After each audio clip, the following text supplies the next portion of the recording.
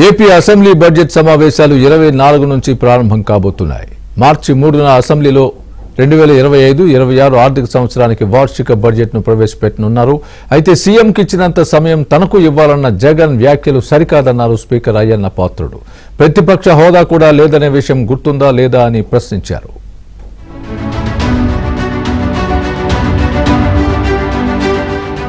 ఆంధ్రప్రదేశ్ రాష్ట్ర assembly budget సమావేశాలు ఈ నెల 24వ తేదీ నుంచి ప్రారంభం కానున్నాయి. ఆ రోజు ఉభయ సభలను ఉద్దేశించి గవర్నర్ అబ్దుల్ నజీర్ ప్రసంగిస్తారు. అదే రోజు అసెంబ్లీ బీఏసీ సమావేశం నిర్వహించి శాసనసభను ఎన్ని రోజులు నిర్వహించాలనే అంశంపై ఒక నిర్ణయానికి రానున్నారు. దీంతో పాటు 25, 26, 27వ తేదీల్లో గవర్నర్ ప్రసంగానికి ధన్యవాదాలు తెలిపే తీర్మానాలపై ఆయా పార్టీల నేతలు మాట్లాడతారు. అనంతరం 28వ తేదీన గవర్నర్ ప్రసంగానికి ధన్యవాదాలు తెలిపే తీర్మానంపై అసెంబ్లీలో ముఖ్యమంత్రి సమాధానమిస్తారు. ఆ తర్వాత మార్చి 1, 2 తేదీలు శని ఆదివారాల్లో సెలవు ఉంటుంది. మళ్లీ మార్చి 3వ తేదీన అసెంబ్లీలో 2025-26 ఆర్థిక సంవత్సరం బడ్జెట్ను ఆర్థిక మంత్రి పయ్యావుల కేశవ్ ప్రవేశపెడతారు. ఈ అసెంబ్లీ సమావేశాలకు కూడా తాము హాజరు కావటం లేదని వైసీపీ అధినేత జగన్ ఇప్పటికే ప్రకటించారు. జగన్ అసెంబ్లీకి రమ్మని అడిగినప్పటికీ రావడం లేదని, ఆయనకు ప్రతిపక్ష హోదా ప్రజలే ఇవ్వలేదని, ప్రతిపక్ష హోదా కావాలంటే 18 మంది సభ్యులు ఉండాలని, కానీ ప్రజలు జగన్ కు 11 మందిని మాత్రమే ఇచ్చారని రాష్ట్ర శాసనసభ స్పీకర్ అయ్యన్న పాత్రుడు చెప్పారు. కనీసం జగన్ తన ఎమ్మెల్యేలతో పాటు ఈ నెల 22, 23 తేదీలలో జరిగే అవగాహన సదస్సుకు హాజరైతే ప్రతిపక్ష హోదా ఎలా ఇస్తారో తెలుస్తుందని స్పీకర్ అయ్యన్న పాత్రుడు చెప్పారు.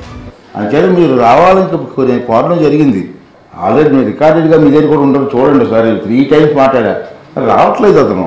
పైగా ఏంటంటే అవగాహన ఉండి మాట్లాడుతున్నారో లేదో నాకు తెలియదు, కానీ నిన్న 3 డేస్ ముందు ప్రెస్లో చూశారు. ఏం మాట్లాడతారండి, నేను శాసనసభకు రాను, మా ప్యాలెస్లో కూర్చొని మాట్లాడతాను, దానికి ప్రభుత్వం అసెంబ్లీ సమానం చెప్పమంటారు.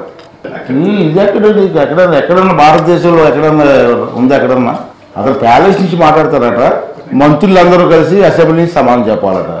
ఎట్లా ఇది అంటే అవగాహన ముందు మాట్లాడుతున్న వాళ్ళు నాకు అర్థం కావట్లే. మళ్ళీ ఏమంటారు, మొన్న 2 రోజుల క్రితం ప్రెస్లో వచ్చింది, చంద్రబాబు నాయుడు గారికి ఎంత టైం ఇస్తారో అసెంబ్లీలో నాకు కూడా అంతే టైం ఇవ్వాలంటాడు. ఏ రూల్ ప్రకారం ఇవ్వాలి? నేను ఎందుకు ఇవ్వాలి? నువ్వు ప్రతిపక్ష నాయకుడు కాదు, నీకు రావాల్సిన ప్రతిపక్ష నాయకుడికి రావాల్సిన నెంబరింగ్ నీ దగ్గర లేదు. అది అందరికీ తెలుసు, జగమెరిగిన సత్యం. అసెంబ్లీకి ఎన్నికైన ప్రతి శాసనసభ్యుడు 60 రోజుల పాటు అసెంబ్లీకి రాకుంటే సభ్యత్వం రద్దు అవుతుందన్నారు డిప్యూటీ స్పీకర్ రఘురామకృష్ణరాజు. ఇప్పటి వరకు వైఎస్ జగన్ సెలవు కోరుతూ లేఖ కూడా ఇవ్వలేదన్నారు.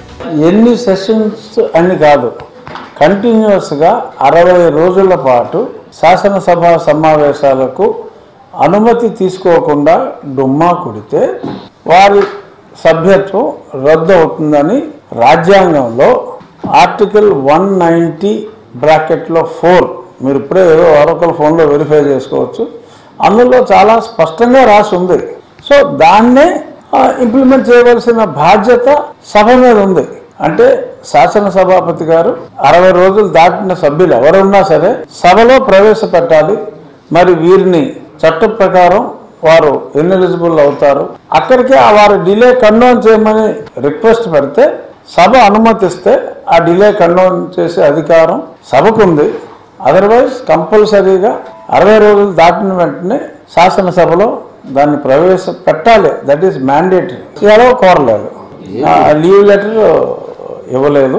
శాసనసభ బడ్జెట్ సమావేశాలు కనీసం 2 వారాలైనా నిర్వహించాలని ప్రభుత్వం భావిస్తోంది. స్పీకర్ మాత్రం బడ్జెట్ సమావేశాల్లో అన్ని అంశాలపై సమగ్ర చర్చ జరగాలని కోరుతున్నారు.